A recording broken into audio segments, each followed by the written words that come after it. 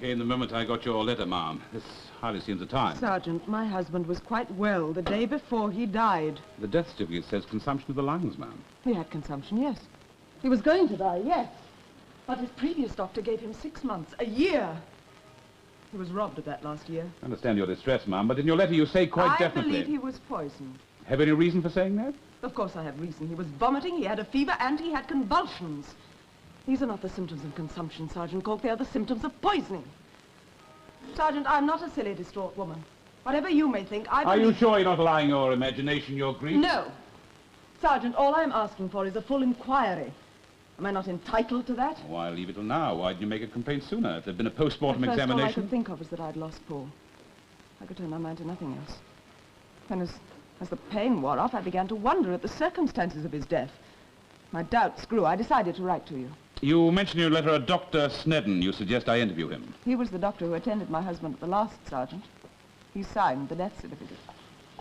They're waiting, Mrs. Vincent. Thank you, Mrs. Mix.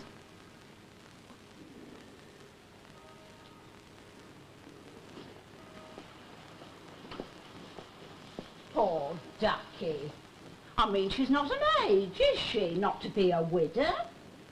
You gents walking behind? There's no room in the carriage, you know. No, we just came to pay our respects, ma'am. Still, I suppose you might say it was a merciful release. He suffered. Poor fella. Nothing of him, really. All skin and bone. You wouldn't got a penn'orth dripping out of him. How about a drop of the old Nell Gwyn, gents? Keep out the cold. No, thank you. Oh. Well, I will if you don't mind. I can feel that going down. He was temperamental, mind, and jealous. Cool, he'd blow up something terrible if any bloke so much as raised a highbrow to his missus. Yes, a very attractive lady. Oh, yes, she's lovely. Black suits her. Don't you think black suits her? Yes, she must have had a good many admirers. Well, she had her fair share. Still, give her her due, she looked after that poor fella to the end. Mind you, I wouldn't have blamed her if she had pushed the boat out now and then. I mean, he was about as much good to her as a three-legged donkey.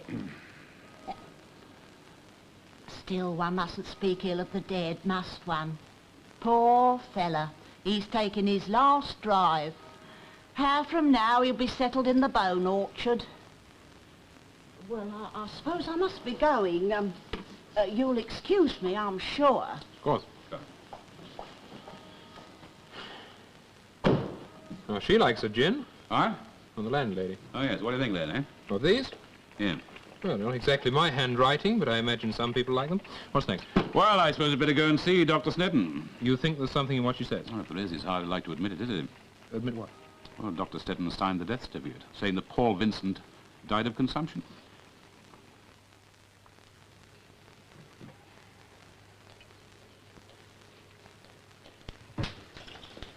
Percy, I'm sorry. Emma, you know very well I'm not to be disturbed during surgery hours. Dearest, I would not if it were not so important. Yes, it is always important. Well, have you mislaid your hairpins or lost a shoe? What is it that's so dreadfully important that it cannot wait? There are 2 gentlemen to see you, Percy, from the police. The police? Well, did they say what about? No. They said they were from the Criminal Investigation Department. My heart turned over. The police! Whatever could they want here? Well, whatever it is, they'll have to wait until I finish my surgery. I've only a couple more out there. Tell them I'll be up presently. Tell them to wait. Yes, why not? They're only policemen. But suppose they should insist. Emma, you are my wife. You are the mistress here now. It is for you to insist. Tell them to wait. Yes. Very well, Percy. Oh, I wonder, should I give them tea? Well, I think that would be a capital idea. Then that's what I shall do. I will dispense tea in the drawing room.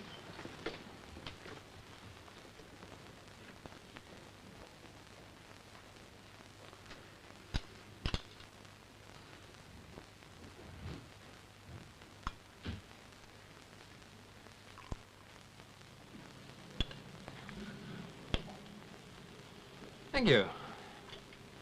Oh, it's a charming place you have here, Mrs. Snedden. Most attractive. Yes, isn't it? We've only just bought it, you know. We are newlyweds. Really? I'd never have guessed.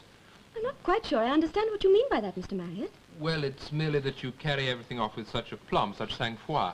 One might think you'd been married for a long time if it weren't for the fact that you were so young and charming. Oh, pray don't look at the garden, Mr. Cork. We're quite ashamed of it. It is so neglected. Yeah, it covers a fair bit of ground. Needs some keeping up, Yes, we're looking for a gardener now. It is absolutely overrun with weeds. I wanted to see what I could do, but Percy wouldn't hear of it. He says it's a job for a man. Two men, by the look of it. Yes, Martha? The doctor will see the gentleman in his surgery now, madam. Ah, there you go. Most gracious of you, Mrs. Snedden. Oh, I enjoyed it. Actually, it was very good practice. You are the first guests I've had to tea in my own house. Well, I hope you'll enjoy your hospitality again someday, ma'am. Oh, please. You will be welcome at any time. Oh, you have not finished your cake, Mr. Cork. Oh, I'm afraid it's always happening, this job, ma'am. We seldom get a chance to finish anything. Thank you. The cake was fine.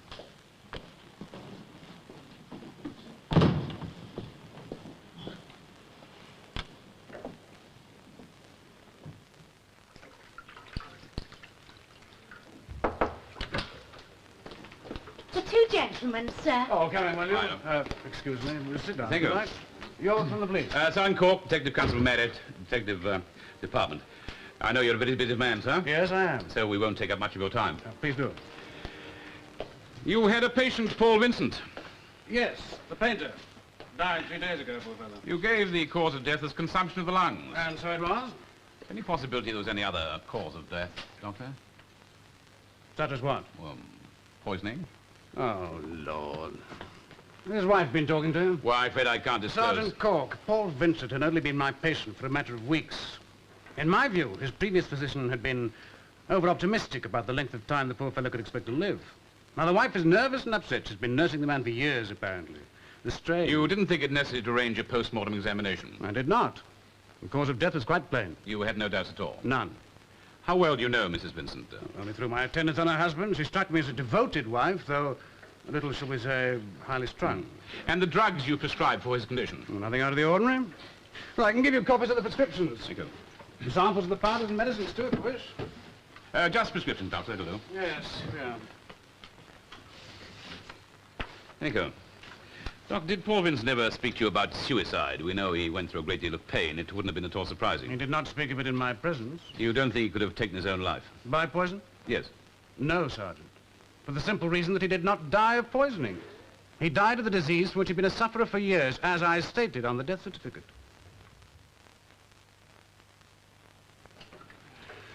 Dr. and Mrs. Snedden, I have today transferred all the accounts of Anna Amelia Cutts to the account of Percy Wellington Snedden, lawful husband of Anna Amelia Snedden. The sum involved, stocks and shares and cash in hand, will amount to some £8,600, 10 shillings. My dear, you're quite certain. Of course I am. Of course. I want everything to be in your hands. See, Mr. Bannister, I'm not to be allowed to escape. No, your Mrs. Snedden has often said she felt fortunate in having you to rely upon. Oh, I am the fortunate one, I think. Well, let's say you're both equally fortunate in having made such a happy union, eh? And now, perhaps we can get down to going through the investments. Oh, must we? Oh, my dear, it is important. You know how silly I am about figures. They give me a headache. I would rather leave it to you. Well, as you wish, my dear. Supposing you wait in the outer office, we shall not take more than a few Why, moments. certainly. Good day, Mr. Bannister. Ma'am. Thank you, dear. Women. As you say, women, where would they be without us? Well, I'm most grateful to you, Mr. Bannister, for looking after my wife's financial interests so well. She's a child in these matters. My duty, part of the service, sir. Ah, about these stocks and shares. Yes, well, they're all very well invested. You are gilt-edged, mostly. I would not suggest reinvestment in any trickier companies, unless you have some very special information. No. I'm quite happy with the investments, but we shall need to realize a few of them fairly immediately. The wedding and so on. A great deal of expense, you know. I tell you, if the slasher don't knock him out inside of 10 rounds, I'm a Dutchman. Not him. The gypsy will eat him. Eat him. Oh, well, I've got a bob that says different. The slasher ain't just a fighter, he's a wrestler. First he hits them, and then he throws them. That's what he does. First he hits... He'll never hit the gypsy. The gypsy can put his fist through an oak door. Am I on for the bob? I wouldn't take the money off you, old mate. The sergeant's illegal. What is? Bare-knuckle fighting. Ah, you got to catch him first, ain't you? All right, then. Where is it? When? Ask no questions, hear no lies. Yes, madam. I have an appointment with Superintendent Broadway. Oh, what's the name, madam? Mrs. Vincent. Well, if you just take a chair, please.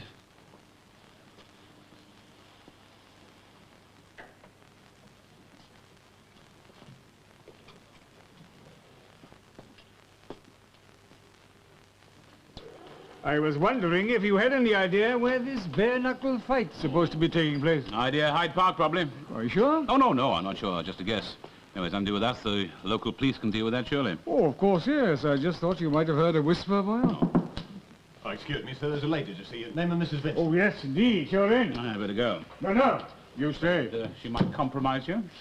Well, it has been known, Corky, it has been known. I believe I'm quite attractive, you know. Oh, it's fading a bit now, though, Charlie. You can still see a hint under those wrinkles. Mrs. Vincent, come in, will you? Sit down. Sergeant, a chair, please. No, thank you. I've come to ask what progress you're making. Well, I think perhaps Sergeant Cork can answer that better than I can. Cork? Well, we have made certain inquiries, ma'am. We've come to the conclusion there's insufficient evidence to ask for a post-mortem examination on your husband. I'm sorry, but there you are.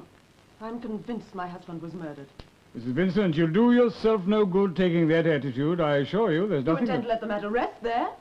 You're not interested in discovering the truth? And what is the truth, ma'am? He was poisoned, murdered. And by whom? That is for you to discover. No, all you've done is make a general allegation. Are you afraid of naming names? You wouldn't believe me. That's quite possible. We're very hard to convince here. No, I see it would be quite useless. My husband was a poor painter. He held no position, had no fortune or influence, so you're not interested. I can see I made a mistake in placing any reliance on the police. Good day. Mrs. Vincent, I would advise you to go home and rest. Forget these doubts. Thank you. I can manage without your prior solicitude, sir. Funny what grief does to someone, Corky. Pity, she's a lovely woman, very lovely. What's her background, you know? Vincent's model before they were married. Oh, you were asking questions? Oh, a few. Came from a good family. They were offended when she married Vincent. Brainy, she studied in Paris. That's where they met. Studied? What's the subject? Wanted to be a biologist. They'll be having women coppers next. You have to think, Charlie. We've got them already. Only we call them landladies. Yeah, she could cause trouble, this one. Very determined lady. It's odd, you know. Odd? Odd she should come all this way just to repeat a general allegation. She should know that we can't do anything about it. Better keep an eye on her, I think. Yes. Out there! Sir. Heard anything about this bare-knuckle fight supposed to be in Hyde Park? Hyde Park, sir? Well, is it? Oh, I don't know, sir. Well, good God, man. Don't you know anybody who does? Well, find out, man. Don't you know it's illegal? I want the full details. I want them quickly. Well, I'll see what I can find out. Good man. Keep me posted, eh? You better. Full details, mind, by tonight. Something's got to be done about this business. Yes, sir.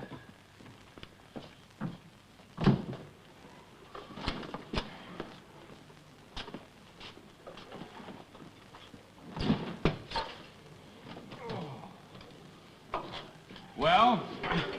Talk about the poor bloomin' infantry. I've walked miles. You found out what? Nothing much.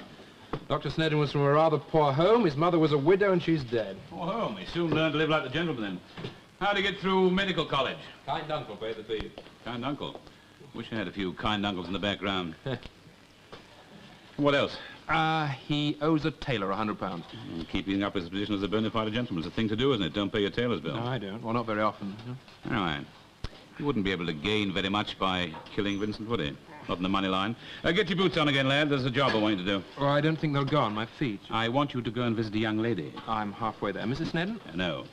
Mrs. Vincent. Well, you know what they say about variety. Oh, yes, I do. I know that. Yes. All right, Martha? Yes, sir. And what's this? A cake for Henry. And couldn't cook make it? I wanted to do it myself. I know how he likes it, you see. You're not angry. Of course I'm not. Just surprised to see you doing this in here, that's all. The cook gets so cross. Oh.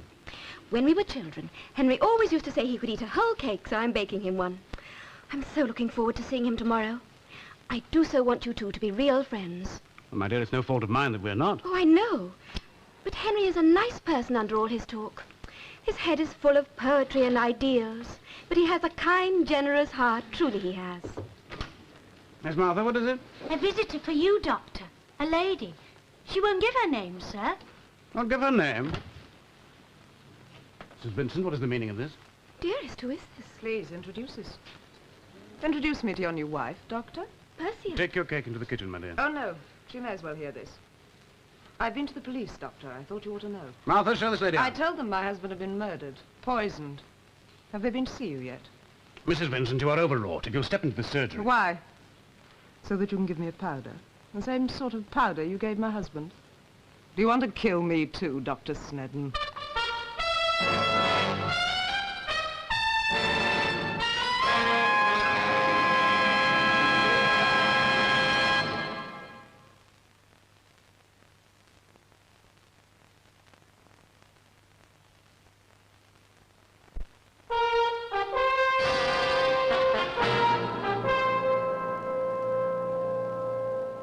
I asked him, and I ask you, what about those powders? He made them up for my husband. Is this the powder? Yes. We've had it analyzed. It contains what the label says, sulfur. There were others. I've also spoken to your husband's previous doctor. He's sure that he died of his lung condition. He's a doctor, isn't he? They're bound to stick together. Dr. Snedden's a successful physician just married to a lady of good family. Why should he wish to poison your husband? Doesn't make sense, does it? Not to you, perhaps, but I know that that No, you man don't had know. I have to tell you the doctor was only argued out of taking legal action against you by the good office of my assistant here. Now, if you go on like this, it could be very hard for you. Is that a warning, sir? It is a warning, an official warning. You must learn to come to terms with this. Good day, gentlemen.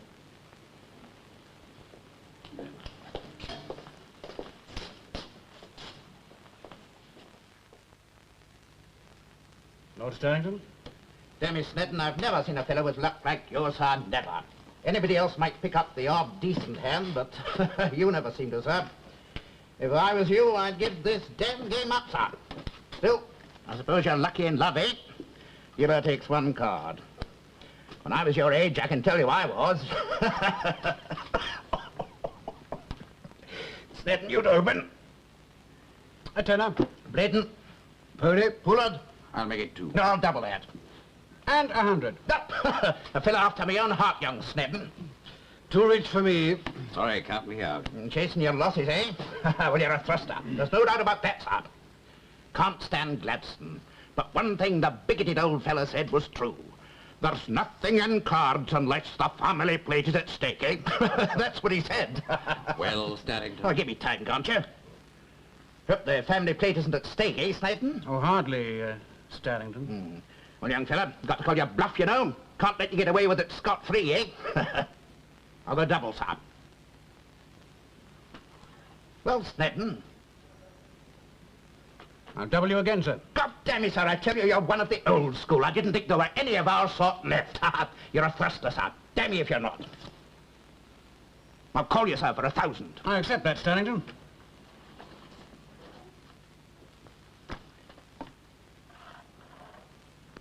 What you need, sir, is a large brandy. Yeah, let me pour it for you. You earned it. Well, I'm afraid Hard luck, my dear chap. I must call tonight, gentlemen. I have an early call tomorrow. I'll give you a check, Starrington. Oh, my dear fellow, anytime, anytime. No, a debt is a debt, sir. I'm sorry we have to break up already. If you insist. It's only 3 in the morning, you know. I suppose you soft-bones fellas have to sleep sometime, eh? Think of it, dear fellow. Now, looky, Snedden, I like it. Come down to my place some weekends. Can't promise you much, but hunting and a bit of shooting. Well, I'd be honored, Starrington. Splendid, splendid. Then that's settled, huh? Bring your wife. Like her. Splendid little filly. Thank you, Starrington.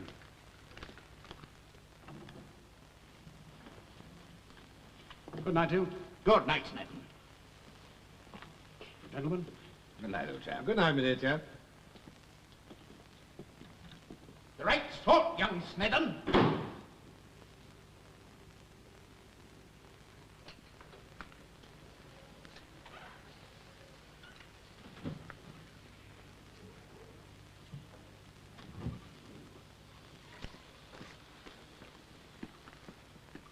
Emma, what are you doing? I waited till your friends had gone, dear. I thought you might care for a hot drink. Oh, my dear, you should not be doing this. You should be in bed asleep. Thank you. Did you enjoy your game? Oh, yes. Yes. Lord Starrington is so old and grumpy. do you care for his company? Oh, he's a gentleman, Emma. A real gentleman. He's asked us down to his country place some weekend. Now, that really counts for something, you know. He doesn't ask any Tom, Dick, or Harry. I don't wonder at him inviting you. You're better than all of them. More handsome and everything. Oh, you're prejudiced, my dear. No, he's a gentleman of the old school, the real thing. The real thing. Come on, where's the fight going to be, you old buzzard? You'll only tell Mr. Rodway, and he'll set up a raid. Look, I wouldn't tell the Commissioner himself. Not much. Look, you're withholding evidence, you know. Yes, and I'm going to keep on withholding it. Now then, is that bet on? Hold that for us, Marriott. Right, if you insist. All right, now where's it going to be? You don't think I'm telling you, do you? Come on. Well, I'll tell you what I did hear it might be. Wait a moment. Come outside.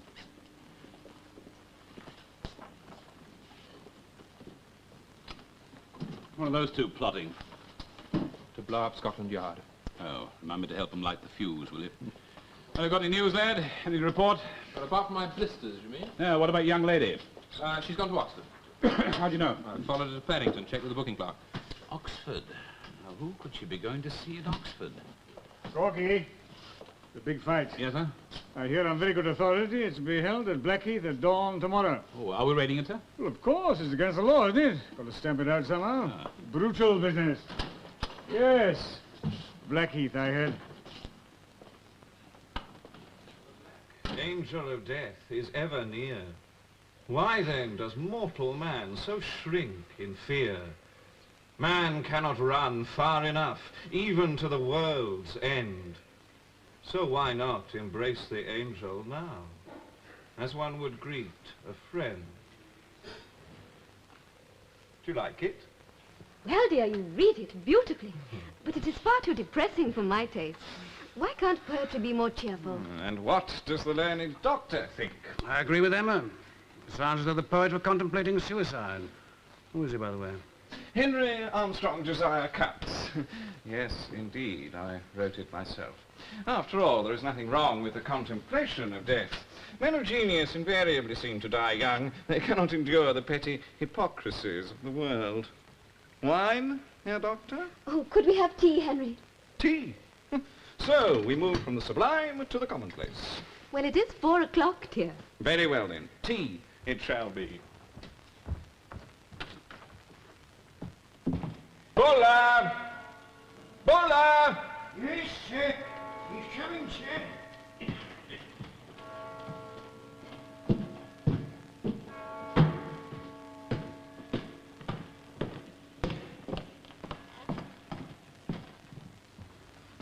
Tea, Buller, if you please, for 3. Yes, sir. Have it all ready now, sir. He's a funny old buffer. Quite blind and very hard of hearing, and he cannot talk unless you put a sovereign in him. All invaluable in a scout, eh, Snedden? So I believe.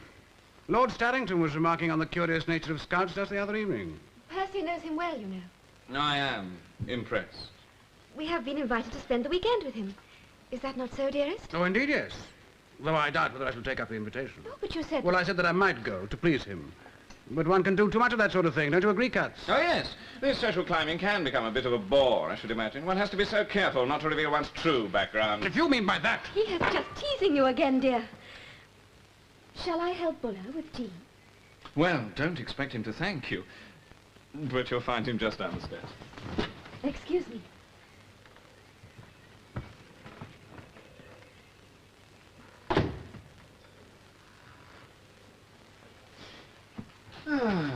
I love Oxford.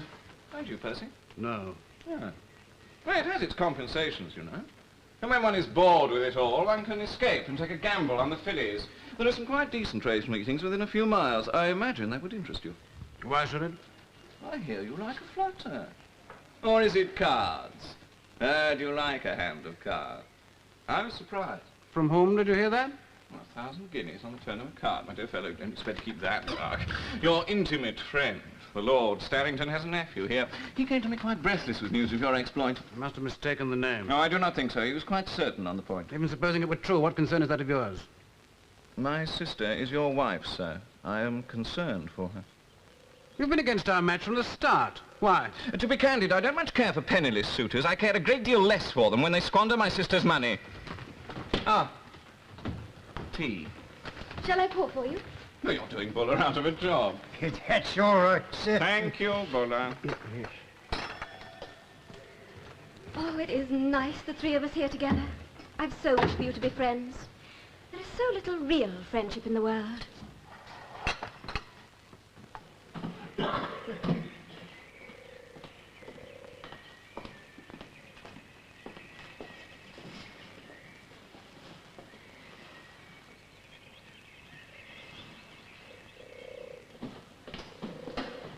Yes, madam. I want to speak to Mr. Henry Cutts. Well, he has friends with him for tea. Is he expecting you, madam? No, I'm calling unexpectedly. Ah, yeah, I see, madam. If you could call again. Or wait. I believe the lady and gentleman are going directly after tea. Very well, I will, thank you. Shall I give Mr. Cutts any name, madam? No. Very well, madam. It has been so nice. So pleasant, hasn't it, Percy? I'm delightful. Buller! Look, I would come with you to the station, but I have this wretched meeting with the tutor at 5 o'clock. You know how it is. Yes, sir. See Dr. and Mrs. Snedden out, would you please? Yes, sir. This way, sir. Madam. Bless you. Dear.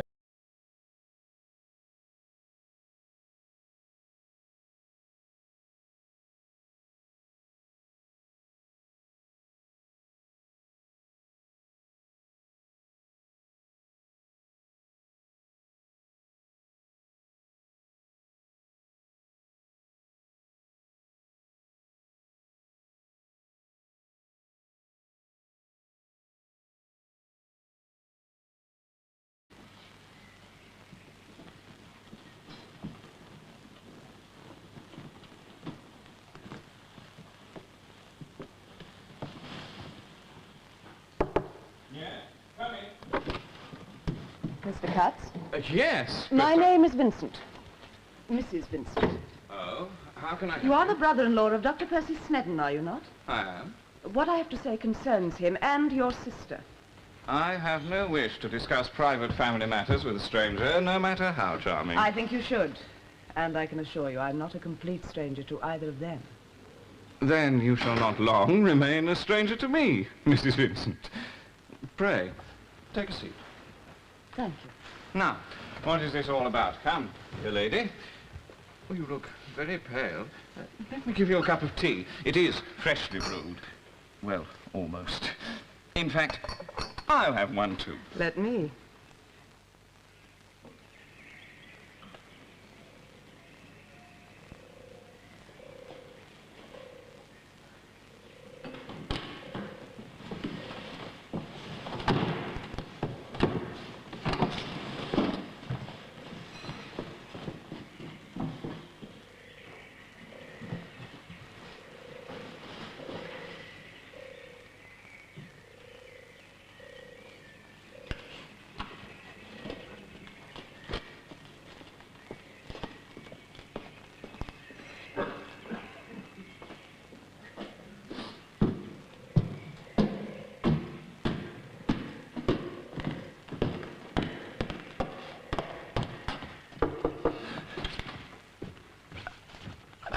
What is it, sir? What's wrong? A doctor, Buller.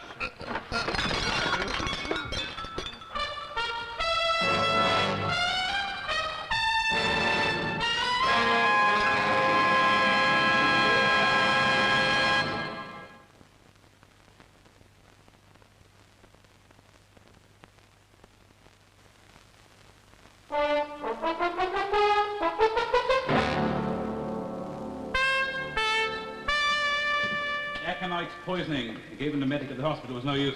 Convulsions. They died very quickly. Must have been a heavy dose. You saw the lady come in, did you? Oh, I let her in, sir. I let her in and she done this thing. I can't credit it. We don't know yet that you did do it. Pull yourself together, man, will you? Who else could it have been so? Who else? I shall never forget her, sir. Never to me dying day. No, it's never. very interesting, but not very helpful. I'd like a description. I can see her now. As if she was standing here. Really? Now, was she fair, dressed in mourning, beautiful, a lady? How's that? To the life, sir. How did you know? Oh, I have second sight. And nothing in that room must be touched, nothing at all. We'll seal the door. I shan't never forget the steps. She didn't look that sort. No, they never do, Mr. Buller. They never do.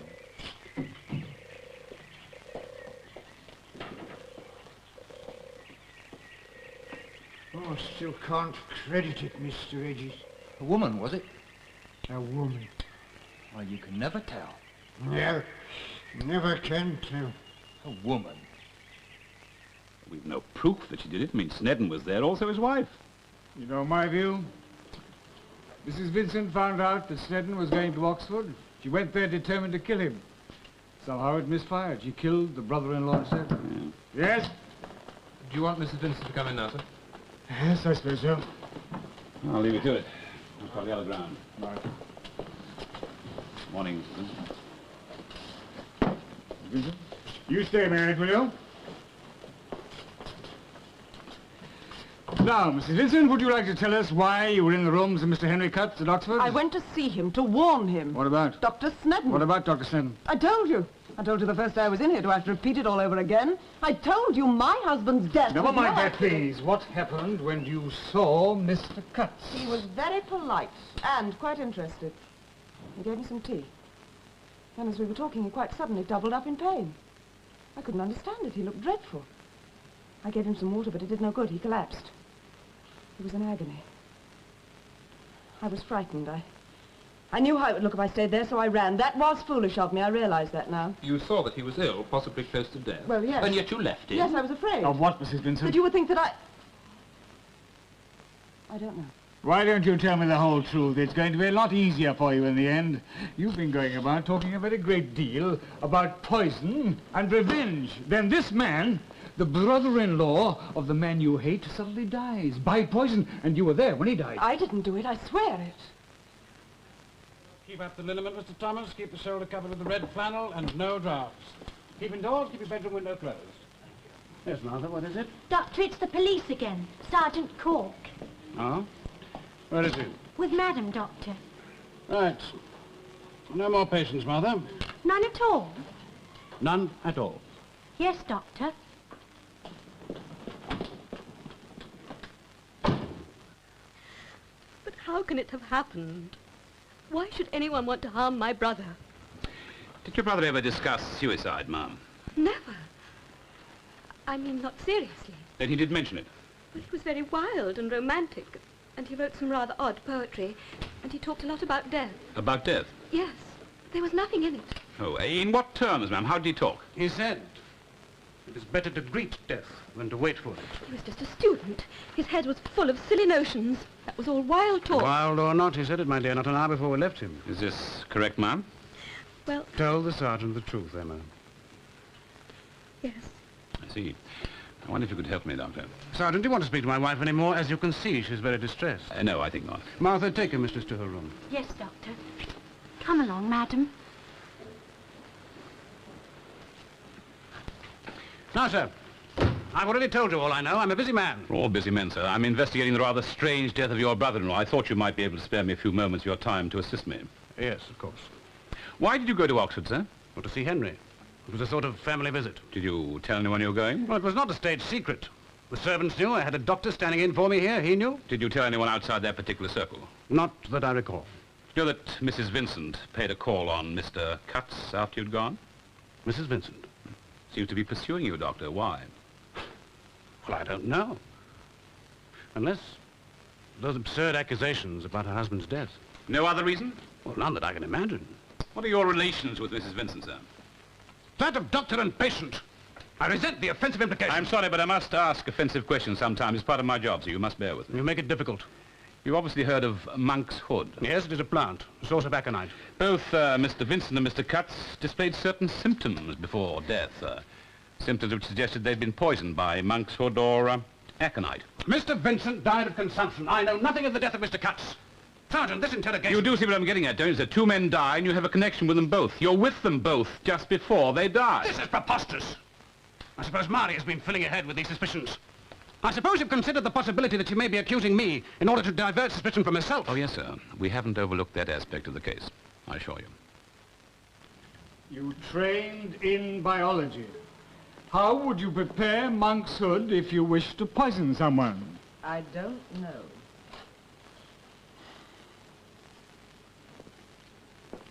What were your relations with your husband?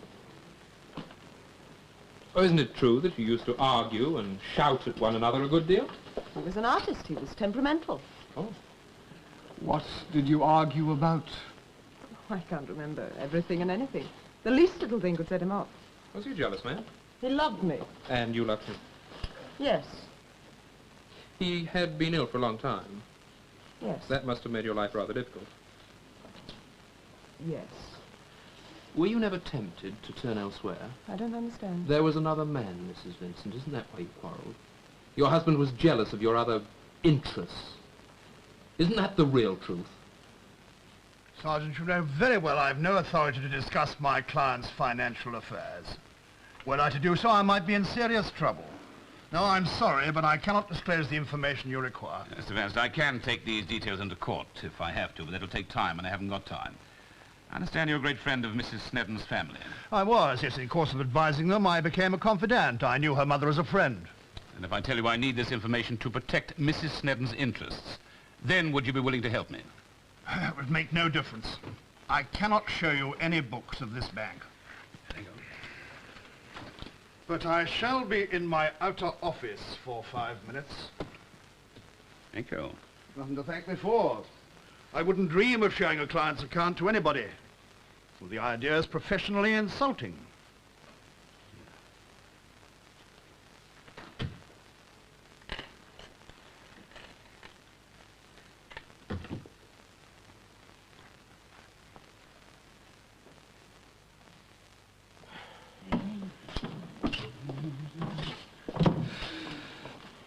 Well, either she's innocent or she's the most stubborn liar I've ever had the misfortune to question. Yes. I thought we had her shaken when we started talking about a possible lover.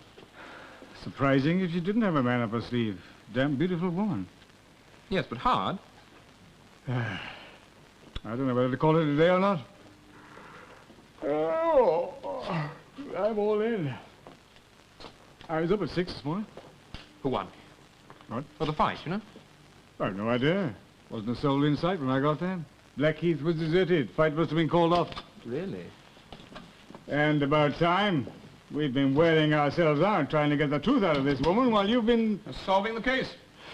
I'm in no mood for your humor, Cork. Ah, sorry, I feel pretty good. The Vincent's landlady, Mrs. Miggs, and the bank manager were most helpful. Yes, I've had a fair day, all things considered. Where have you been? You look as if you've been walking in the country. I thought you might have noticed that before. Got there when I went out this morning. Haven't had time to take it off yet. Earlier this morning? Doing what? Watching the fight. It wasn't on. Oh, not a Blackheath. Hyde Park, Charlie. They told me Blackheath. I traipsed all the way over there. Oh, they changed the venue when they heard you were going to raid them at Blackheath. I wanted to watch the damn fight, not stop it. Check on your source of information. Didn't miss much. Anyway, where's Mrs. Vincent? She's in there. We haven't been able to shake her. We got close once or twice, but she simply denies everything. Let's try once more, shall we? Tomorrow. No, can't wait now, Charlie. You mean you really have got this thing cleaned up? I think so. Let's see. Not you, Red. I want to go round to Dr. Snedden's and ask him would be kind enough to come round to the office. Arrest him? I didn't say arrest him at all. I said go round and invite him to come politely. And if he will not come? I think he might. Tell him that Mrs. Vincent's made a very important statement and we wish to question him about it. She said nothing new. She made no statement? We're about to remedy that, Charlie. Look, don't stand there like a cold cup of tea, lad. Off you go. Off you go.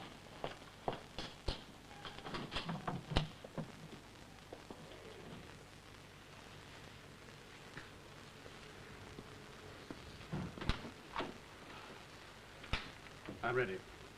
Percy, you cannot go like this. It is too heartless.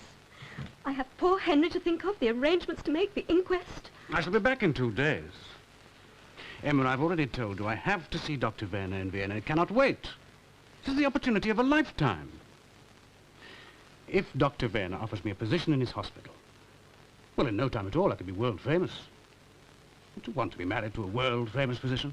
It's just that it should come at this time, when I need you so much. Sorry. I suppose I'm being selfish. You? Selfish? You're a sweet woman, Emma. Too good for me, I feel.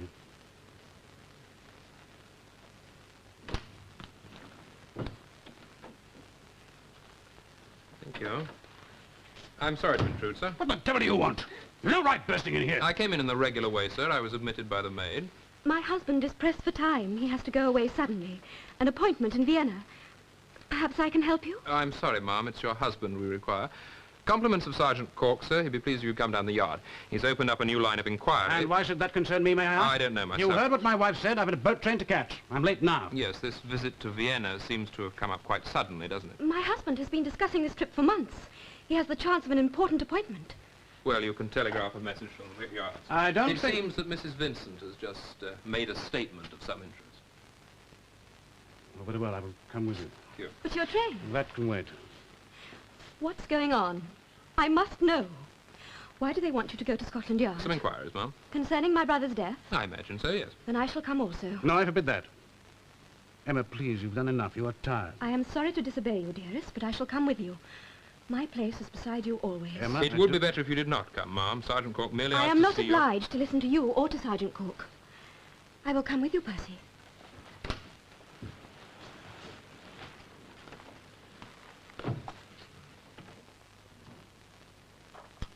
Is there anything you wish to add to your statement before you sign it? Sign it, please.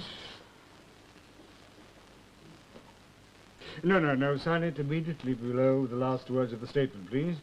This is a precaution we take in your interest. Then, it's impossible for anything to be added between the statement and your signature. That's it. Thank you, Sergeant. Come. Oh, Marriott's back, sir, with Dr. and Mrs. Snedden. Mrs. Snedden. We'll ask her to wait. Will you just send in Marriott and the doctor? Yes. Do you require me any further? I think it's best that you should remain, ma'am. Mrs. Snedden, I wonder if you'd mind waiting in the outer office, please. I wish to remain with my husband. But I insist it's in your own interest, You ma'am. will have to remove me forcibly. Sit down. I must ask you to keep quite silent. Thank you. It's warning you this may be a little painful, perhaps more than a little. Would it be any less painful to hear later? No. Doctor, I must warn you, you've no need to answer my questions, but if you do, a record will be made of them. Anything else you say may be used as evidence in the event of certain proceedings. Do you understand that? Yes. Doctor, do you recognize this? Yes. What is it? Monk's hood. Can you tell me something about it? It distills a poison. It's a source of aconite. A deadly poison which is impossible to trace except by a post-mortem examination. Would you agree with that? Yes. Have you ever prepared such a poison? Yes. Can you tell me about it? I have some monk's hood growing in my garden. I saw it there quite by chance. You distilled some of the flowers and produced a quantity of aconite. Yes. And what did you do with it? Tell them. Tell them. You put it in those powders you gave my husband. That's not true. He's lying. He poisoned my husband. He said it was for us. He said he loved me. He said it would make it possible for us to be together always. What is she saying? He didn't tell me that he'd married you. I was tricked. Same way you've been tricked. Do you know why he married you, huh? Do you imagine that he was in love with you? He wanted your money. Stop her, make her stop. He wanted your money to pay his gambling debts. And that wasn't enough. He wanted your brother's money, too. Oh, yes, he knew that if your brother died, his fortune would come to you. That's why he went to Oxford, to murder your brother, just as he murdered Paul, my husband. She's mad. She's out of her mind. Ask him, then. Ask your precious doctor. Ask him! I'm going down, but by heaven you're coming with me. Vincent, please, if you don't mind. Ask him. Go and ask your loving husband. John Gardner? Percy. Please? It's true. I was involved with Mary Vincent before I married her. I was obsessed by her, almost out of my senses. She begged me to find some way to make her free. I resisted at first, but in the end, I distilled some aconite from the monk's hood. I gave it to Mary. I said I would mix it with some powders I was prescribing for Vincent. Even then, I held back. I said it was not to be used until I thought the moment was right. Before that moment came, you met your wife. Yes. Yes, after a while, my obsession with Mary began to wane. She was too possessive. And then I met Emma. She was beautiful. And rich. Yes, I was in debt. I was desperate. Mary had nothing. I did not tell her I was to be married, but a few weeks later she found out. She followed me, I think. And the next day, she gave her husband one of the poison in one of the powders. She killed him? Yes. But it was my hand that distilled the aconite. She called me in. I had no other choice but to sign the death certificate. And she began to persecute me, to make her accusations. She said she would persist in her campaign unless I'd left my wife and went away with her. And did you kill my brother, too? I swear by the Almighty, I know nothing of his death. How can I believe you now? Mrs. Vincent has confessed that, ma'am. She had some aconite left. She found out about your journey to Oxford and its purpose. She visited your brother just after you'd gone. As you know, she's a charming lady and most attractive to men. She is a devil. They had tea together. She'd taken with her some scones she prepared for the journey. She took them out and gave him one which had been marked beforehand. Contained enough poison to kill him. Devil. And you? You were her accomplice at first, at any rate. Why didn't you stay with her? Why did you have to marry me? I told her. You were rich. I needed money. It takes wealth to be like a gentleman, to be a gentleman. Oh, no. It isn't a question of money. It's what you are. Rich or poor, it's what you are. My poor, poor Percy. Don't pity me! Percy, was it just my money? Yes. I will not lie to you further. Thank you. I wanted to know. But it was changing. Tonight, an hour ago, in our drawing room, I realized I was in love with you. That is also the truth, I swear it.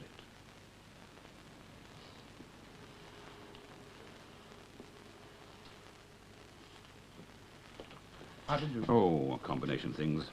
I was only certain when you made a slip. You called Mrs. Vincent Murray.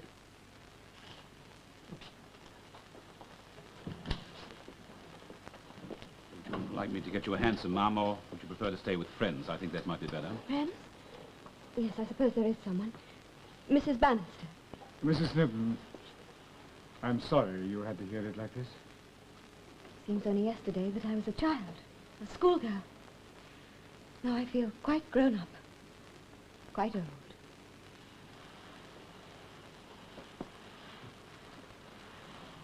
I think he spoke the truth.